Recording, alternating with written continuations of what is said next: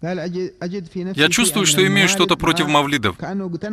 Он как бы убедился доводами, но остались сомнения. И спрашивает, почему не делают мавлиды в честь нашего господина Абу Бакра и Умара. Наш господин Абу Бакр и Умар удостоились самого большого мавлида. Есть ли мавлид больше, чем пребывание рядом с посланником Аллаха, саллаллаху алейхи вассалам, утром и вечером?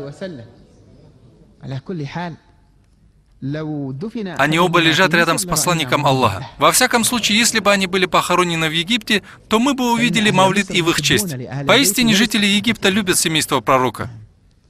Здесь у нас проводят мавлид в честь нашего господина Ухба бин Амира, а он сподвижник, находится в Египте. Есть также мавлиды в честь шахидов Бахнаса, они также сподвижники пророка, саллаллаху алейхи вассалам. Поэтому мавлидов проводят много. По разным данным, там похоронено от 60 до 5000 сподвижников, да будет доволен им Аллах. Его еще называют египетским Бакеем. Тем не менее, часть молодежи в Египте не слышала об этом кладбище, которое называется Почтенная Бахнаса, на котором похоронено около 5000 сподвижников.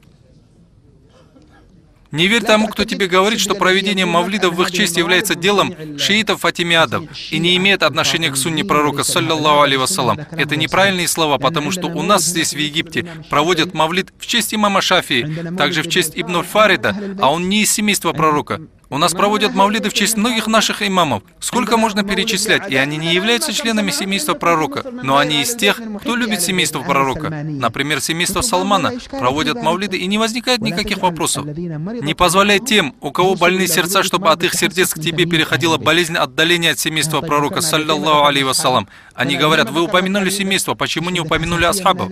Что, у тебя есть претензии к семейству пророка, саллаллаху алейхи вассалам? Отбрось подобные мысли, будь искренен с Аллахом, и ты увидишь, как нур спускается в твое сердце, и он удалит сомнения такого рода.